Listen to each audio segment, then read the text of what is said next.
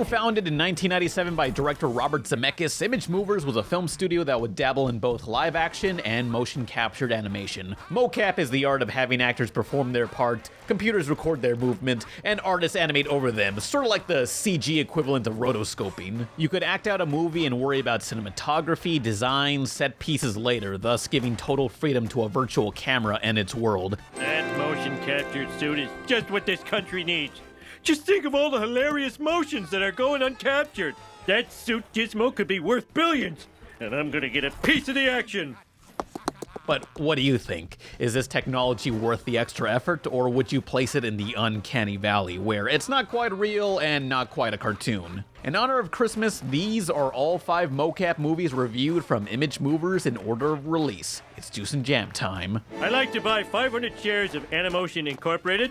Now, before I execute this order, are you sure you understand the risks of stock ownership? Absolutely. We're in the money. We're in the money.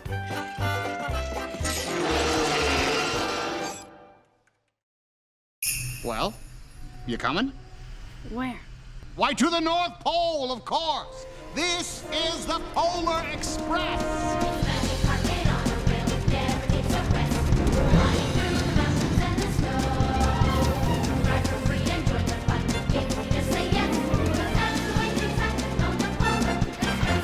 This is one of those classic nostalgic movies you go back to and realize, yeah, it's not very good. 2004's Polar Express, what many consider a Christmas classic of a boy who lost faith in Santa. On one Christmas Eve, a magic train comes to pick him and other kids up for a ride to the North Pole. The main conflict is the kid doesn't believe in Santa, which is barely explored in the film. Most of the running time is spent on big spectacles that beg to be a ride at Universal. None of the action benefited with little character development there is. These kids are intended to be blank slates so the target audience can better identify with. You see, it's intentionally written badly. That means it's immune from criticism. These kids don't have any real names beyond Hero Boy, Hero Girl, and Know-It-All, who is voiced by Mandark. Hey you, yeah, you. Do you know what kind of train this is? Huh? Train, do you know what kind of train this is? Well, do ya? I hate that kid. You got flat main characters while the surrounding are dicks. Tom Hanks does a great job playing multiple characters in the movie. He's so warm and inviting as the conductor for the most part, until he starts yelling at the kids. Like, what is everyone's problem? Even Santa's elves are dicks. Ah! These tickets are not transferable. The story is more paper thin than the 30-page picture book the movie's based on, which is no excuse. Shrek and Cloudy with a Chance of Meatballs did a lot with their source material. But at least the Polar Express has flair. It's one of the most whimsical, Christmassy feeling movies ever that admittedly tries too hard to be whimsical. You know those crowd-pleasing moments in movies where the main theme plays during a signature moment? Well, they play the theme seriously every 10 minutes. It really dilutes the magic of it. Seriously, every few seconds, a character would make a big jump or say some tagline about believing, only to get another...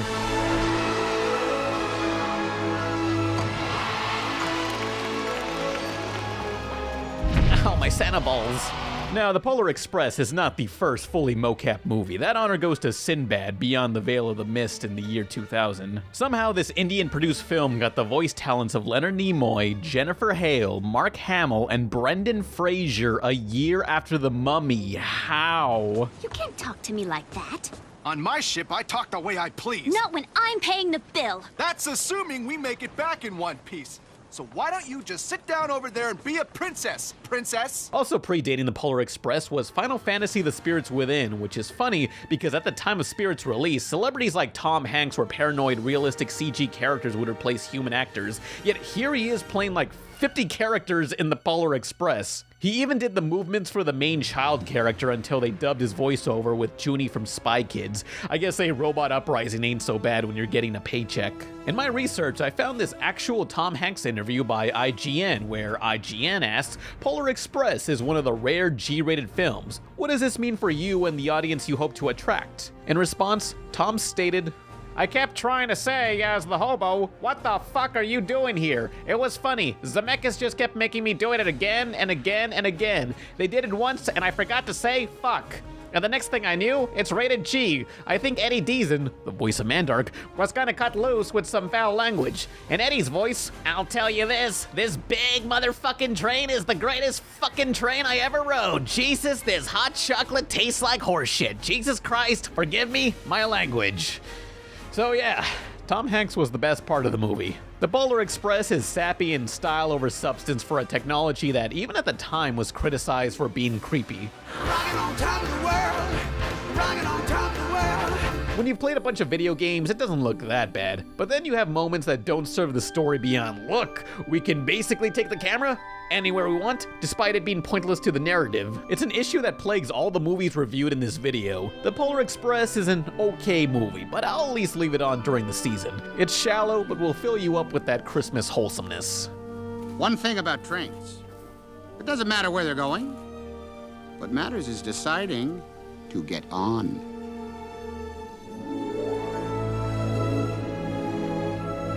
Stop playing that song!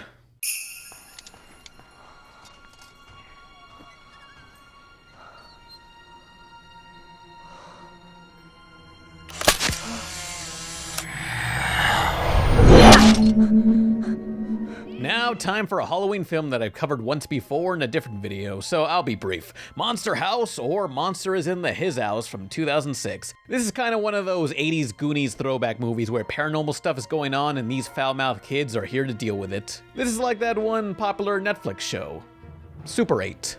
Monster House, no relation to Monster Garage, really pushes that PG rating thanks to writers Dan Harmon and Rob Schrab, known for their work on Rick and Morty, The Sarah Silverman Show, and Community. It's amazing they, of all people, were chosen for a family movie. It's both frightening and has edgy humor. Yes, Dad, I meant to call you, but I forgot. Okay, love you, bye. Yeah. This is, our little observation post. Well, Dad, why don't you kiss my hairy butt? Hey, DJ, got any beer? Probably the smartest move by Monster House is they didn't try to make the characters visually realistic and opted for a more timeless, stylized approach that holds up better than the other MOCAP movies I reviewed. The only thing that doesn't hold up is they got Napoleon Dynamite to basically cameo as Napoleon Dynamite. Calm down. You make me want to throw up in some tinfoil and eat it. Nothing reeks of mid-2000s more than typecasting John Heder into every single film. Around 2005, Napoleon and Pedro were everywhere, in every film, rehashing their roles. Everywhere you went, Napoleon T-shirts, video games, toys, references. Cartoons were ripping off Napoleon. Vote for Pedro was quoted by everyone. It truly was a terrible time to be alive. Monster House is everything it needs to be. Simple, tragic, and creepy. It would have been even creepier had they given the house internal organs like they originally wanted to, but whatever. Monster House is no doubt the best movie on this list.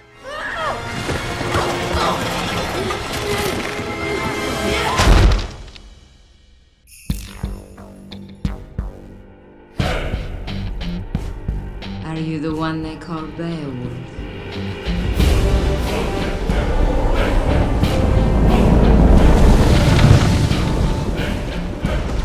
BeoWulf is a grand epic poem of some mama's boy trying to get some sleep while a party's going on next door. Instead of filing a noise complaint, mama's boy shows up throwing a tantrum and smashing stuff. BeoWulf comes to kick his ass. Then the mom kicks BeoWulf's ass. Also, a dragon shows up. That's BeoWulf from 2007, based on a shitty poem you read the spark notes of in high school. Many despise the movie for changing so much from the source. I've never read it, so I'll mostly be reviewing the movie as its own thing. And this has nothing to do with the BeoWulf that you were forced to read in junior high school. It's all about eating, drinking, killing, and fornicating. Ready for you when you are. I can't wait. I can't wait. Director Robert Zemeckis hated the source material and had writer Neil Gaiman adapt it. What you're getting here instead is a macho action fantasy like Conan. Their justification to the changes is that this story has been translated so often by people adding their own spin to it that this modern take changing things is just natural. To my understanding, they do the whole Hollywood adaptation trope of streamlining the origin story to connect unrelated characters together, like how Dr. Doom was also in the same accident that gave the Fantastic Four their powers, or how April O'Neil's dad had created the Ninja Turtles as part of Project Renaissance, which is how the Turtles got their names. It was stupid. Sometimes it's good to just move the story along, while other times it makes things way too coincidental and throws out story potential. With no spoilers, they made a major character a relative of BeoWulf. I personally found that to be a good change to carry the theme of BeoWulf owning up to his past mistakes. Like, yeah, you were kind of a dick in high school.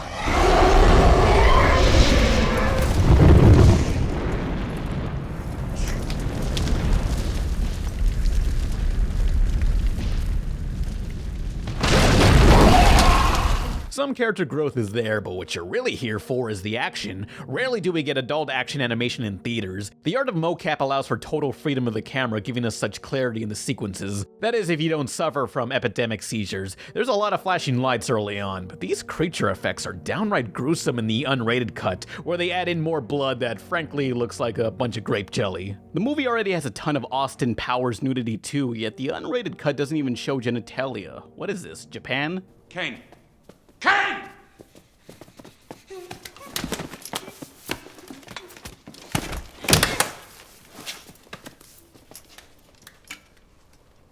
Take my sword. Now, I am not making this up, but when I was looking through BeoWulf's IMDb, I found the first goof listed as, apparently, some people thought the CG in this movie looked good. Wow. Rude. In terms of realism, it was impressive for the time. In terms of style, it doesn't look all that unique from any other modern live-action fantasy films. Did this need to be all CG? Imagine the insane visuals they could produce if they took a more stylized approach like 300, but I get it. It's a tech demo for realism. Meanwhile, the dialogue just really bores me. I cannot stand listening to ye old English speak. Getting through that was kind of a slog, but that's just me. I'm not into fantasy, I'm more into sci-fi. If you gotta read the poem in class, this movie ain't gonna help. But if you want some macho epic, then BeoWulf does its job. Mine is strength and lust and power. I am BeoWulf!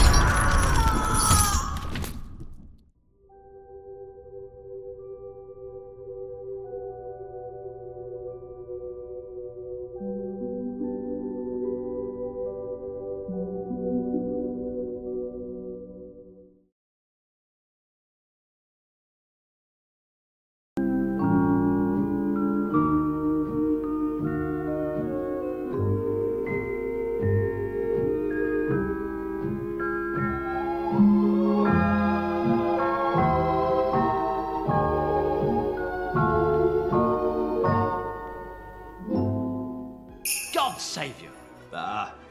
Humbug. Christmas humbug? Uncle, you don't mean that.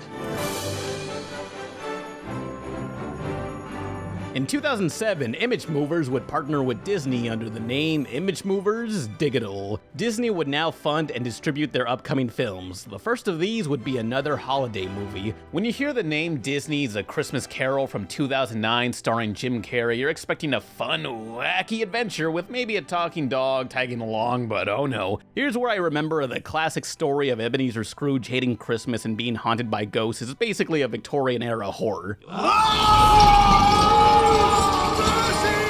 Dreadful apparition! Why do you trouble me? That's weird because my exposure to A Christmas Carol has always been light-hearted cartoon parodies, but in this 2009 film, they really focus on the ghostly terror of it. I'm impressed. Ignoring the supernatural elements, the story has always been a character study of an old man's life that, again, has me asking, why did this need to be animated? But I have not changed toward you. Our contract is an old one. It was made when we were both poor and content to be so. When it was made, you were another man. I was a fool! But the more I thought about it, I feel this is an example of the best and worst the mocap medium has to offer. Or just animation in general. To spice up this dialogue-heavy drama, they have the camera always flying across the city to follow Scrooge's life story. You got dialogue, flying to a new location, more dialogue, flying to a new location, repeat. It gets polarizing, like, what if in The Godfather, after each scene, Michael Corleone does some sick-ass peel-outs in his Alfa Romero? The wacky camera work is so overly indulgent, but for the slower talking bits, the camera almost never cuts and steadily sweeps around the cast. It really gives the effect of being a fly in the wall or a ghost no one can see, while still being able to empathize with the characters. You're quite a woman, little fan.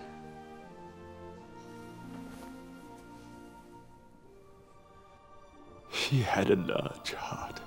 She died a woman, and had, as I think, children. Jim Carrey plays multiple parts, including the Spirits and Scrooge, both young and old, something you could only ever do in animation. I never would have guessed it was him, and they really improved the facial expressions here. Multiple reviewers pointed this out, but there's one moment where Scrooge is basically staring guilt square in the face and his distress says it all. For some reason, they went with a mix of realistic and a stylized look. Half the humans are more angular, and the others seem normal. It's like they couldn't decide what to go with. This is already a cartoon, so might as well exaggerate their proportions. Disney's A Christmas Carol is sometimes too flashy, but unlike the Polar Express, it actually has a story to work off of. Though my retelling of choice will always be a Flintstones Christmas Carol, which a holiday about the birth of Jesus in a prehistoric society raises a lot of questions. God bless us, everyone.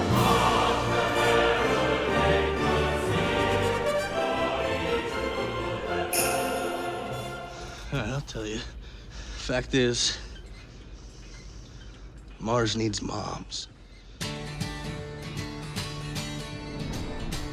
What the heck does that mean? Turning to the stock market, Animotion is up an eighth. Yes! After plunging 75 points this morning. Oh, I hope plunging means up, and 75 means 200. Unfortunately, The Christmas Carol was not the cash cow Disney wanted. After its release, Disney announced they'll finish up one more Image Movers digital movie and shut down the studio. IMDb's final film was 2011's Mars Needs Moms. No. No. Why? Their last hurrah follows a boy who must save his mother from aliens, as these Martians need mothers to raise their babies. As bad of a rep Mars Needs MILFs gets, it does have some powerful moments that should have been in a better written film. It's as if they cut out or sped through major scenes. We barely get to know the characters before we're supposed to care for them or have any major reveal. I guess they needed more time for relatable humor about 80s pop culture, farts, or zombies. Kids love zombies. No one likes zombies. They're an abomination. I'm committed to their annihilation. The set pieces look like they had some leftovers from Tron Legacy and Toy Story 3's Junkyard. Only the cobbled together junk hideout seems inspired. The sets are okay, but these characters just no. The aliens are built with E.T.'s head on Judy Hopps' body, while this kid is eerily smooth. Man, Mars needs Botox. Originally, Seth Green, of all people, did the mocap and voice of the kid, but last minute they dubbed him over with a real kid. I assume production at this point realized Seth was, in fact, a grown man. If you watch the early promo material, Green's voice was still used in the trailers. No, that's vomit, but I understand the confusion. I told you to eat that. You're not gonna make me eat it now, are you? No, that's vomit, but I understand the confusion. I thought I told you to eat that. Well, you're not gonna make me eat it now, are you? You know, DC fans are always demanding the Snyder cut of Justice League. Well, I want the Seth Green cut of Mars Needs Moms. I want to see the train wreck as it was always meant to be seen. Not just the characters, but the development is even more strange. Milo starts out annoyed with his responsibilities. Milo? Like, Milo, get it together. Maybe I'm not supposed to eat vegetables. Milo! Get it together, Milo. I thought I told you to go to bed. You told me to go to— Milo! Get your shit together, Milo. Milo ends up saying some cruel stuff to his mom, but look, he's a kid. We've all said things we've regretted to our parents. 10 minutes into the movie, he already realizes he shouldn't have said those things. Milo was going to apologize, but that's when his mom gets taken. There's another scene midway through the film where he realizes that his mom loves him. And she hugs me and she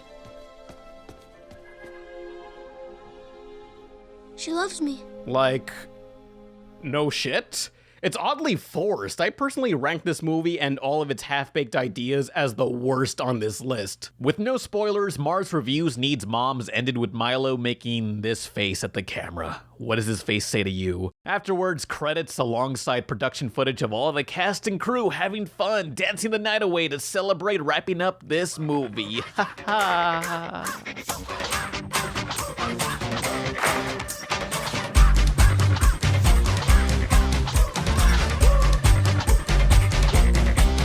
Everyone here lost their jobs. Mars was among the largest box office bombs in history. These mocap movies were such massive investments, yet could barely earn back the budget. They felt like tech demos desperately trying to justify the overblown effort into making them. Everything's built so that light can get through it. That's a chicken leg. So see, you could like grab onto, you know, and do something like that. When the CG was realistic, we asked why not just shoot live actors? When it was cartoony, why not animate it normally? Disney realized they'd save far more money doing just that, so IMD is no more, but their live action department lives on. The firm declared super duper bankruptcy, which is terrible news for the company's only stockholder, Robert Zemeckis. Oh! This canceled plans for MOCAP movies based on The Nutcracker, Major Matt Mason, a Roger Rabbit sequel, a Yellow Submarine remake, and an original film by Trick or Treat writer Mike Dorothy entitled Calling All Robots. Meanwhile, Zemeckis and Image Movers would continue on with live-action films that sometimes integrate MOCAP animation. Exactly the mixture of styles Zemeckis should have been doing. Finally. So, that wraps up the story of Image Movers. While a fully MOCAP movie may be out of the question these days, it'll always be a valuable tool for both live action and video games. Maybe that's for the best.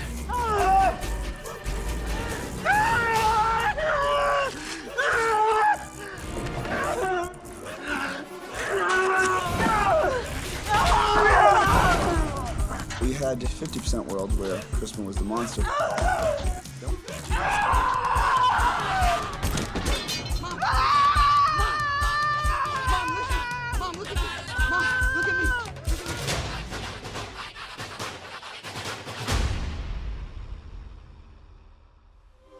This holiday season, I want to believe, but for those who have ever doubted, remember how it feels to believe. There is the North Pole. isn't that amazing? Tom Hanks. The Polar Express, rated G, starts Wednesday, November 10th. On New Year's Day, join Mr. Baby and Baby